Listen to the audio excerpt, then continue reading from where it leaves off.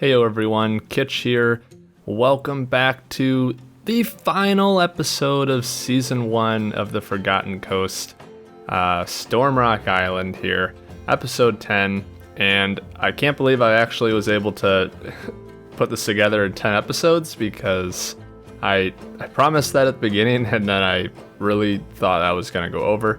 But here we are. Apparently I was able to, I didn't know at the time that I could do it in 10, but here we are at 10. So jumping right in, as always, and I've got a lot to talk about in this episode, not just about what we're building, but also some final comments on the Stormrock area and where we're going next. So we'll get to that later. Just to start things off, you can see right there at the beginning of the episode, I worked a little bit on this water feature. So the idea was I wanted there to be some sort of water present. It is a water park after all. We have the slides, but there's not really like a pool to swim in this area of the park. It's just the slide complexes. And I wanted there to be water present pretty much in every area of the park. So whether it be a waterfall, a water feature, something that you just look at, or maybe it's something that you interact with. That's kind of a common trend in the industry right now, I think, is that most of these new parks and water parks that are being built that are highly themed, they are including waterfalls everywhere and water features everywhere. So I contemplated for a long time about putting waterfalls on the actual rock itself, but I decided against it because the in-game water pieces are difficult to work with if they're above something underneath, because the water just sees no boundaries and just falls right through every piece that you place. So instead, I opted to go with just these water features, and I think this ended up looking pretty cool. I was really excited about this because I just tried to make it look like the concrete slab was cracked apart, and the water, the ocean underneath was starting to spray up, and I have it set to a timer where every 40 seconds or whatever a larger spray comes up. So it's kind of an interactive feature. I mean, there's grading over the top so people won't fall into the abyss, obviously, but they can choose to walk around it, or they can see it, or maybe someone will be caught off guard, which is always funny. But I thought about putting railings up at first, and I'm like, no, it's a small enough feature. It's pretty chill, and it's a water park after all. So moving on to the gift shop, I do finish everything up in this episode. I worked a little bit on some duct work there on the roof, trying to keep those realistic elements in play, just reusing the stuff I had on the Storm Shelter Steakhouse restaurant. And I thought about this for a really long time, how I wanted this roof to look, and I kind of finally decided to sort of take the easy way out, and I end up covering this up completely with the rock itself. But it wasn't just because I wanted to take the easy way out, it was also because I felt like this corner of the island just didn't have enough of that rock texture there. So it just, when I was doing a lot of looking around from above and from the sight lines and stuff as you enter, it just felt like it was missing that congruence in the theme that I was going for. So I felt like I needed more rock on this corner, and I thought it would be kind of cool to make the gift shop look like it was kind of carved out of the rock, kind of built into the rock itself. So that's what I kind of end up doing, is make a second little smaller mountain structure here, and that's what I'm working on here. I do put just a flat roof, so obviously from the inside it still looks like a closed off building. And then I just take the outside edges here, I just copy those rocks around and keep that theme kind of wrapping all the way around the island. And I do some more work on this, and we'll get to that a little bit later. But I do have to give a shout out to SmilingGal333 for a lovely comment. I don't even remember the episode. It was some feedback on the window planters over by the locker room, something I think I built in the third episode. And I warned everyone up front that it was going to take me about, I was about 5 weeks ahead, so it would take me a while to see comments and implement them. I did implement it off camera.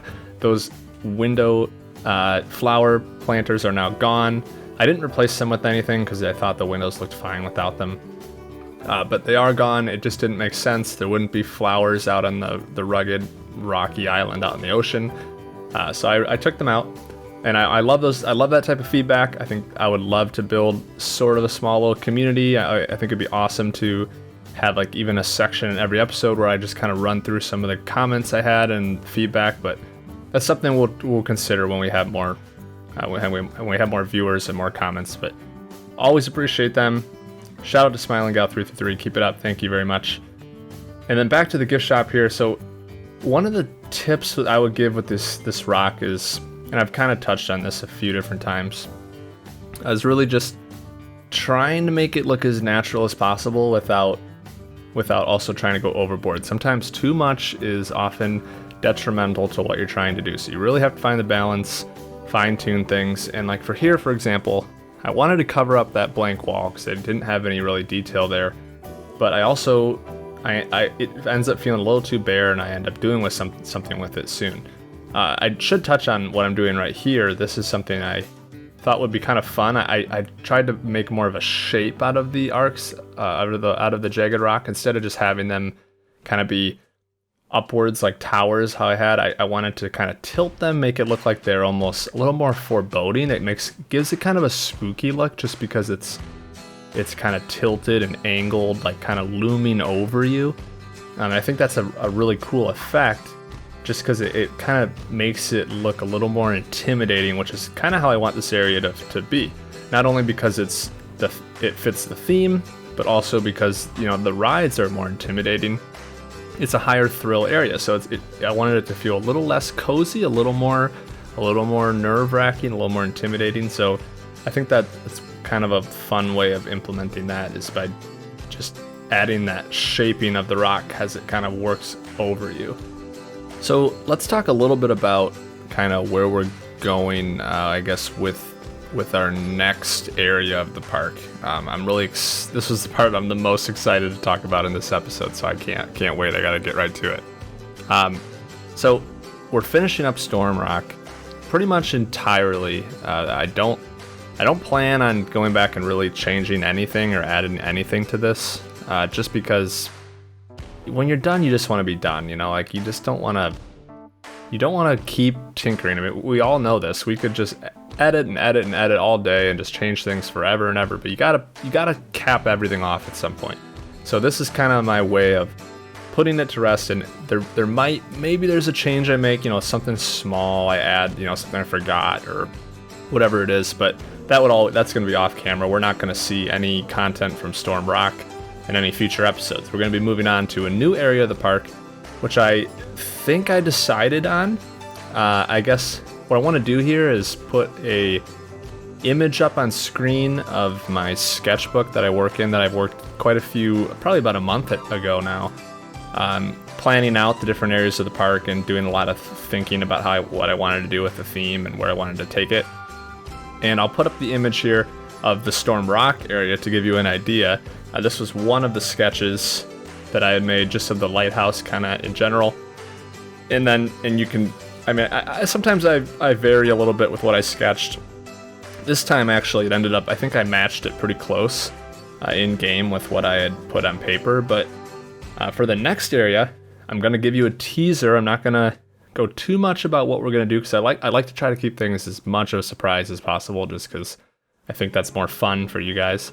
But the next area is, I think, here's the image. I think what we're going to call the Sunken Palace. So it's going to be something kind of on the shore.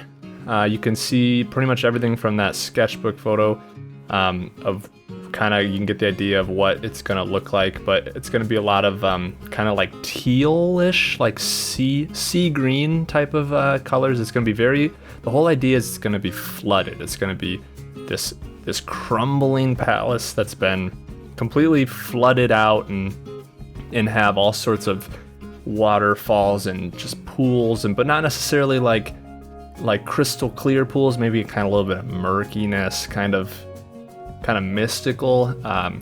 And we are going to have an actual ride, which is exciting. We can actually have something in the park that the guests will actually have a reason to come here for.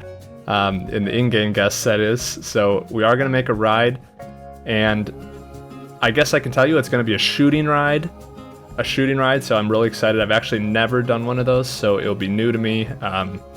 But I got some great ideas for how I want it, some different things I want to do with it. And we are going to have a slide complex, and I think we'll be starting on the lazy river as well as it winds its way through there. So a lot of stuff to do. The palace itself will be a big part of the build. Definitely going to be a multi-episode build, that portion with the ride inside of it. Again, trying to keep realism the whole time as much as I can. I do want to focus a little more on backstage. I think I kind of got a bit of a cop-out because on the island, it's an island, so you can kind of argue as like, maybe this area they just have a little less backstage stuff, and maybe it's a little more inconvenient for the operators and the park managers, but because of the environmental circumstances being on an island, maybe it's a kind of a pass. But here on the mainland and the next area, definitely want to have a much better backstage area. And how I'm gonna do that, because I have a bunch of cliffs in the landscape there, I'm gonna have to be creative. Some of it we might fake into the rock where we can just say it's in this building and won't do an interior. Other things we'll probably have a dedicated space for, so we'll see. But that's kind of the next area. That's going to be season 2. Definitely not going to even attempt to give a guess of how many episodes that's going to be. But we shall see. I don't think it'll be too much more than Stormrock Island. I think it's going to be comparable in size. But new area is going to mean new cinematic music. You guys are probably getting sick and tired of hearing the Wednesday Afternoon is the name of the song from the Planet Coaster in-game music. So we'll have new cinematic music. I might even consider new background music. Right now we've got just the Planet Coaster in-game soundtrack playing in the background, which maybe drop a comment, let me know if that's something you want to see continuing, or if you would rather, if it's getting old, if it's getting stale and you want to hear something totally different.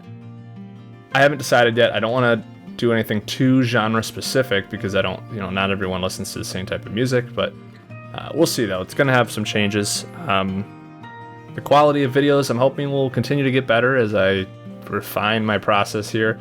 Audio, I'm hoping I've fixed up most of the bugs. I know occasionally there might be an episode that's got kind of weird audio, and I think that's the thing with these recordings is I only like to do them once, and I kind of do them straight through. So if I mess it up, there's not a lot I can do with it. So, but hopefully the audio has been getting better, and that's not a problem anymore. So that's kind of where we're heading in future episodes. And I know I've just blown by a bunch of stuff that I'm building here. So just to kind of catch everyone back up to speed, I did another water feature there, kind of underneath the slides, really more as just an effect. Obviously, people aren't going to be walking back there. The lifeguards wouldn't let the guests walk back there. But I also added one kind of in the queue line, heading up to the storm slides, top of the top of the tower there. And then here I'm finally finishing this escape egress walkway that I never finished. It needed a way to get back down to the deck, so this will be for the trapdoor slide, just the evacuation way for them to, if they get stuck in the slide. We discussed that in a couple episodes ago. So here I'm starting on the first of a couple signs. I do a couple signs in this episode. This one is going to be just very short. I edit almost all this out. But this is really just more of an emblem, I guess, for the Storm Shelter Steakhouse. I felt like it needed some sort of sign. So instead of doing a whole sign saying Storm Shelter Steakhouse, it's just kind of a mouthful. It just seemed like a lot. So I just decided to kind of go more with a symbolism here with just a simple S. And this is a simple find a piratey font online. Basically, just Google any font and you can just type in like nautical S font and you'll get something like this. And using the in-game billboards, you can actually bring in that image like I've done here, and then I'm using just the library books again. I like to use these because they're so small. And then just tracing everything, filling in the gaps and coloring it what you want, and then you've got yourself a pretty nice looking font. So that's kind of what I did here, and you'll see we placed that right on the front of the steakhouse. It's kind of just, it which actually it works out pretty nicely because you can see it all the way from the entrance of the Stormrock Island. So it's kind of like, I like that sight line, being able to see the S there all the way from the back of or the front, I guess, of the park or of the area. So again, doing that layering trick with just duplicating the whole thing, coloring it another color, and syncing it back a little bit. And it's really, really subtle. It's almost not even worth it because it's probably about an extra 100 pieces just for that, which is, honestly, I think I would have deleted it. But what happened is I did the extra duplication, and then I think they were either grouped or something, but I couldn't delete them. So I was like, all right, I'm not gonna mess with it. But here I decided to put some menus out front. Most restaurants, they have the, you walk outside before you go in, they have, a menu out there for you to look at before you actually enter into the restaurant itself. So that's kind of what we're going with here. And it kind of just fills that little leftover space nicely. So I think that works. Now, a couple things, areas I've added a lot of clutter to. I talked about that in previous episode that I was going to do that. None of that's in this episode, but you might see it around as you're watching the episode. Various corners, I just added a lot of crates, barrels, that kind of stuff. Some ropes. You can see the gift shop here the roof is pretty much done, and I'm just doing some lighting. This is the same trick I've talked about where you just take the box lights to make it look like the source of the light, and then the actual real source of the light, you just use these area lights and sink them into the ground, and it works really well. I think that's something that'd be a good tip for everyone, is when you think about lighting, think of it in two different parts. You have the actual light in the game, like what the actual light looks like and how it reflects off of things and all that. And then you have the source of the light, the fake aspect of it, where you want people to think the light is coming from. So consider those as separate things. They don't have to be the same. So when you realize that, it actually opens up a lot of potential for pretty cool and realistic lighting effects. I mean, you can really, mainly for interior spaces, you can do like what I did there with the box light. It makes it look very polished and like a very nice light that you would see on the ceiling, but then you can actually work with the area lights to get the actual like full lit room that you're looking for with the right color. Something that the box lights just can't do because they're just too small. So this is our next sign. This is for the storm slides, and I include most of this here so we can talk for a while about how I construct this. Starting off with just the basic font that I've used in a previous park that for a ride called Kamikaze. I really liked the way it looked. It kind of has that like almost like a sci-fi modern-y type of look, but still, I think when you see the finished product, you'll see I wanted it to be sleek. That's kind of the best word I can think of. Something that's very like intimidating, and I think that's kind of why I went with this font. Plus, I'd like to reuse fonts if I can without being too repetitive. So went with that, and I just had to basically, I'm pretty much making the font anyway because I had to do a bunch of letters that weren't in the word kamikaze. I realized kamikaze only has about 4 letters in it, so it didn't really get me that far. So the first thing I start with is calling it storm slides, which are kind of like the overall name for the slides. And then as you'll see, I wanted each slide to have its own name though, just for a little more personality, a little more, give each one a little more personal flair. So I name each one, I think the big drop one I call Storm Surge. The trapdoor slide I call Rip Current, mainly because, you kind of get, when you fly down the trapdoor, it's kind of like you get ripped down it. So that's kind of where the idea came from. And then the other two I call Wave Rider and Cutback. Cutback being a reference to a wave, and Wave Rider also being a reference to a wave. What do you know? So that was the idea. Now the challenge was I didn't have room. I didn't want to make a sign that was massive. So keeping your signs to the right scale is something that's really important. You see that a lot where people will have this massive sign and it's like your sign is larger than your ride. And that's just not realistic. You wouldn't see a sign that's that big. So with the small fonts, this is a pretty small font that I've made out of in-game pieces. And since I'm not using TMTK, shout out to TMTK, that would solve a lot of these problems. But since I'm not using TMTK, it's difficult to, have 4 different slide names in one sign without it growing out of proportion. So what I did is I kind of made a universal name called Storm Slides, very generic.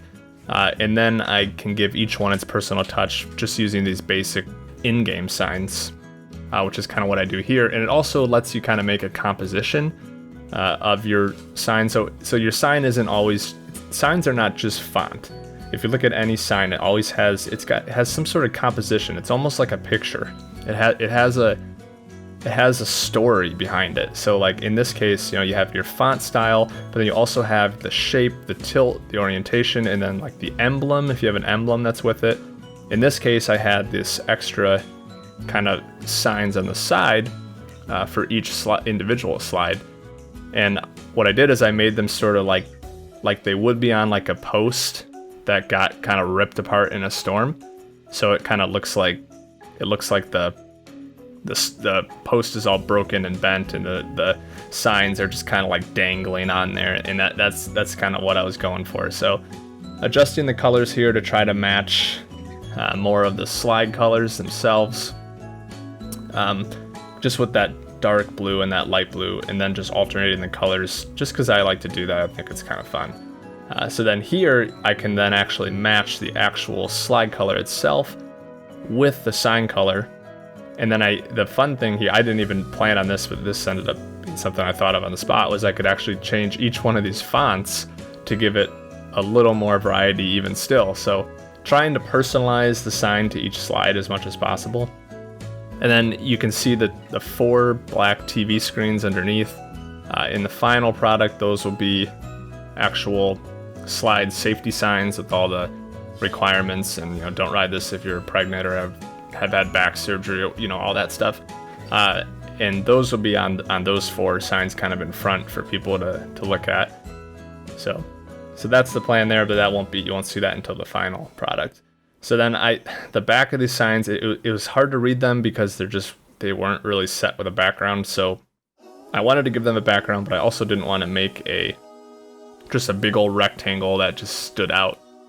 So I tried to make more of a unique shape. In this case, I just went with these triangles because they kind of symbolize, speed and velocity, and that's kind of the idea. These are the speed slides. They're thrilling. So I was a little concerned at first because it looks like they're pointing to the right, and that's really just the chairs to the right, and the entrance is actually right below where the lifeguard is. So I added this kind of enter here to try to remedy that confusion potentially.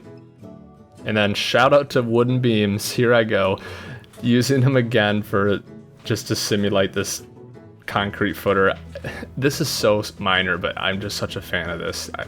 I'm not the only one who does this. I see people do it all the time. It's just great.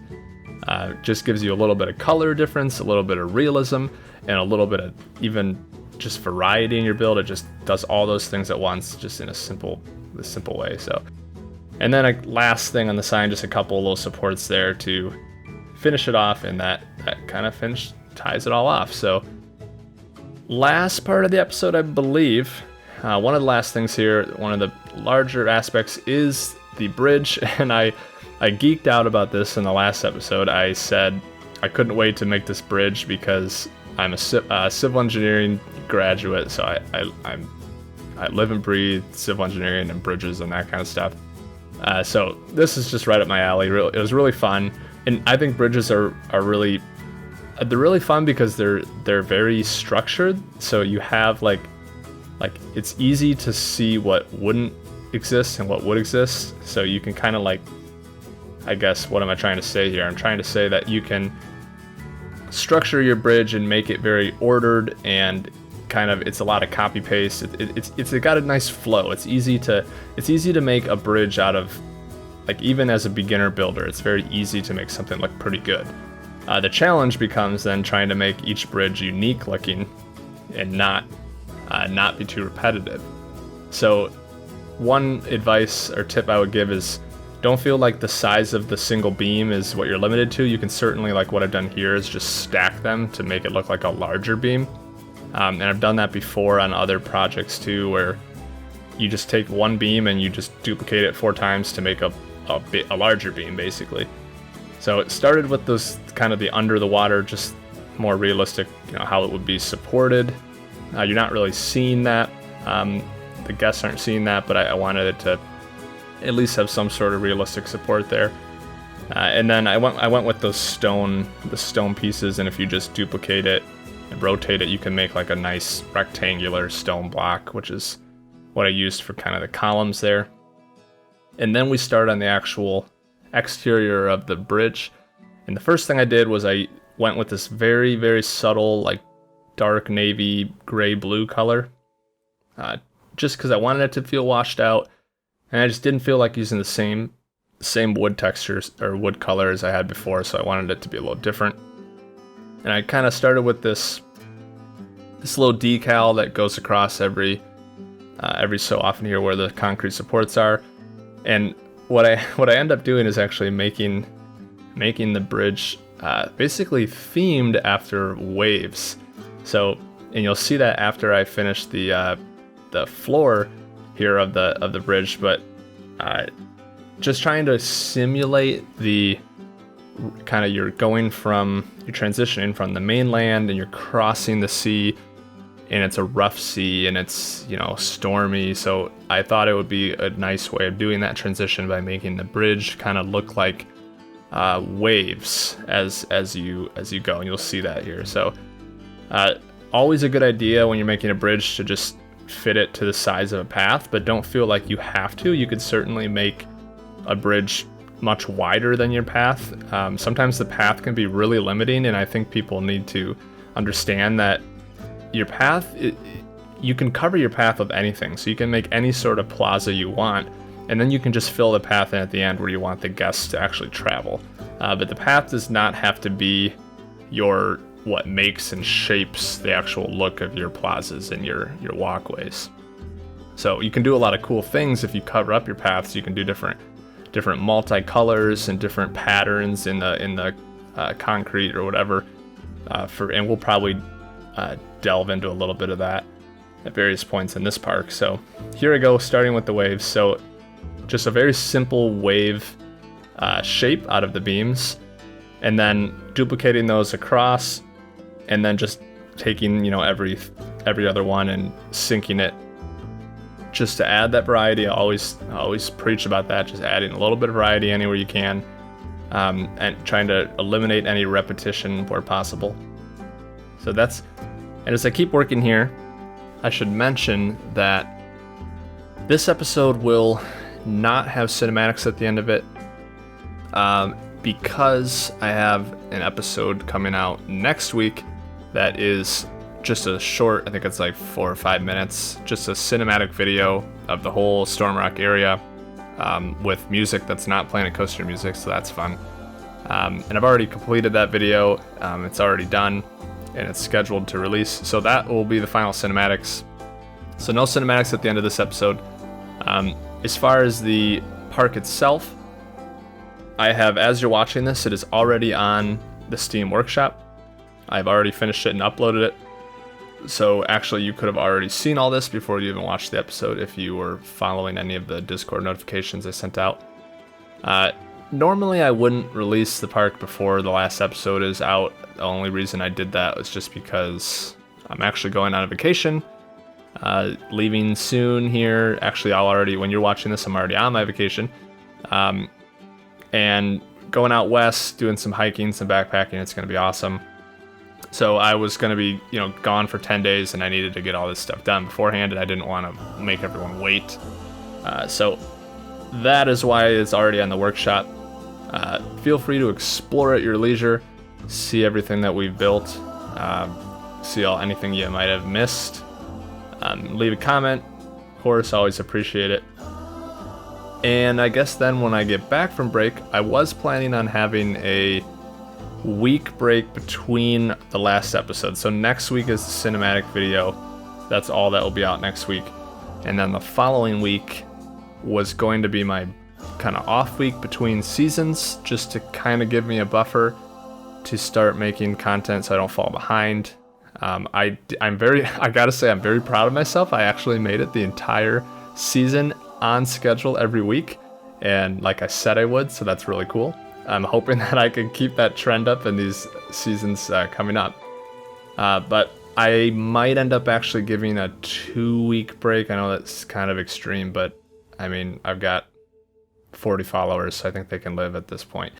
But just because I'm going to be coming back from break, I haven't really built anything yet for the new area of the park, so I just want to make sure I have a little time to get ahead before Season 2 starts rolling out. So expect a break after the cinematic video, a couple weeks. If I can get ahead, I'll only wait 1 week, but probably 2 weeks of no content, and then we'll dive into Season 2, and I can't wait for it. It's going to be awesome. So this is the entrance sign to the park. I decided to reuse the same font just because I didn't feel like the entrance sign needed to be that much more grand than I guess the bridge that's leading up to it. The bridge is kind of the entrance. The bridge takes you into the island. It's large, it's significant, and I just wanted there to be more of kind of a weathered. I had to have an entrance sign, but I didn't think it needed to be anything super glamorous. And I liked this font for the Stormrock area, so I reused it. Just tying the pieces of the letters together with these little, I don't even know what these are, these mounting pieces, just so they weren't totally floating in midair. That's something, if you're trying to do anything realistic, it's super easy to forget. You can't have anything floating in midair. There's no way for anything to just float. So everything has to be tied together somehow and supported. So the idea it would be that it's hanging from these cables, kind of. I rotated them because the wind might be kind of blowing the signs, letters, and kind of creating that weathered look. I even colored them slightly different shades of blue just to make it look like some of them were a little more worn than others. And then for the lighting on the bridge, I'm reusing that kind of cabling lamp piece. This time I'm just making it a hanging version, and then adding those, eventually the off-camera, adding those cables to connect it all together and kind of add a little bit of realism. And then the last thing here on the sign is just lighting it up with these lights with the scaffolding.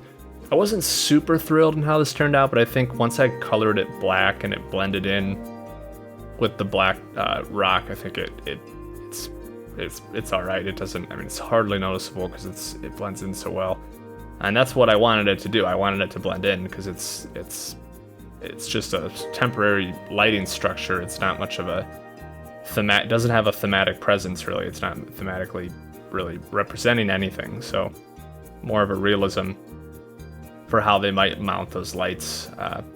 Maybe it was lights they added after the fact, and this was the method they did. Who knows? So I do end up going here, final touches, lighting up a couple of the signs here. We're just about done with the episode. Again, with that, just using the box lights to make it look like the signs are lit up from those. So I'm actually not lighting up the signs. I'm just pretending I'm filling in the. I realized they're lit up, but there's no source of the light, so I had to add the box lights just to give it a source for where the light might be coming from. So that's gonna about do it. I'm trying to think if there's anything else I missed on Storm Rock before we move on. Oh, this is the last thing I do here, and this is the fountain pool. I've had this pool sitting here for the whole season, and I knew I wanted to make a fountain of some sort. And I just never really got around to it until this episode. So that's kind of what I'm doing here. Just a really simple fountain using the different water features just to give it that, that watery presence I talked about before, where I want there to be water everywhere, moving water, that is. So I kind of just rotate these fountains around, and I think it works out all right at the end. So that's going to pretty much sum it up. Thank you all for sticking with me this first season. I really appreciate it. And of course, if you're new to the channel, please subscribe if you like what you see. Season 2 is going to be awesome, and we'll keep steamrolling ahead. Expect the same quality of content or better in the future. So thank you so much. I will see you in the next season. Take care now.